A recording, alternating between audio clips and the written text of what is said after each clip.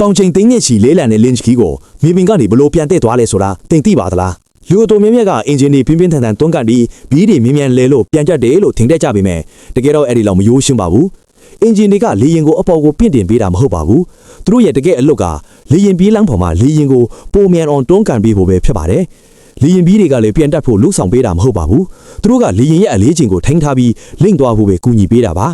တကယ်အဓိကအချက်ကတောင်ပန်တွေကလေကိုဘယ်လိုမျိုးတုံ့ပြန်လဲဆိုတာပါပဲအရှိန်ရလာတာနဲ့အမျှလေတွေကတောင်ပန်ပေါ်ကနေအရှိန်နဲ့ဖြတ်စည်းသွားပါတယ်လေရင်တောင်ပန်တွေကပြားချက်ချက်ထန်ပြားတွေမဟုတ်ပဲအပေါ်ဘက်ကိုခုံးနေတဲ့ပုံစံရှိပါတယ်လေရင်မတက်ခင်မှာ flaps တွေကိုချလိုက်တာကအရှိန်သိပ်မများသေးခင်မှာပဲလုံလောက်တဲ့ပြင့်တင်အားကိုရစေဖို့ကူညီပေးပါတယ်